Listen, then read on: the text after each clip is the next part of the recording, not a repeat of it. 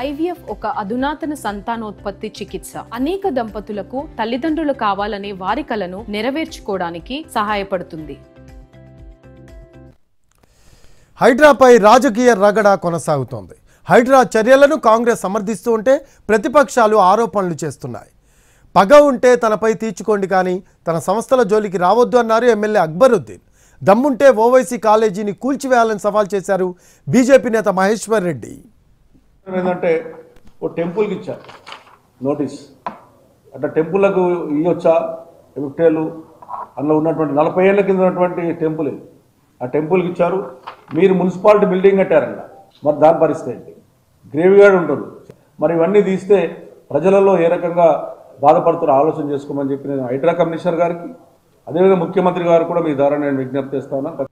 दुश्मनी करने वालों, मुझसे दुश्मनी कर लो, फिर से गोलियां मारना है तो मार लो, शिकवा नहीं करूंगा, शिकायत नहीं करूंगा, फिर से तलवारों से जिस्म को छन्नी करना है कर लो, चाकू से मारना है मार लो, लेकिन इस अच्छे काम को खत्म न करो, इस अच्छे काम का पीछा न करो.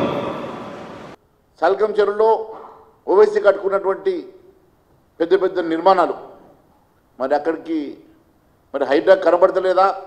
కమిషనర్ గారు దృష్టికి రాలేదా?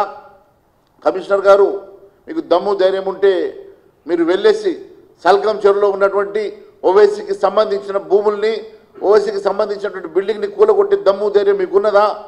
లేకుంటే మీకు అది కనబడకుంటే చెప్పండి, మీ వెంట నేను వస్తా, మీకు వెళ్ళి చూపిస్తా, వాటిని డిమాలిష్ చేసేటువంటి దమ్ము ధైర్యం మీకున్నదా?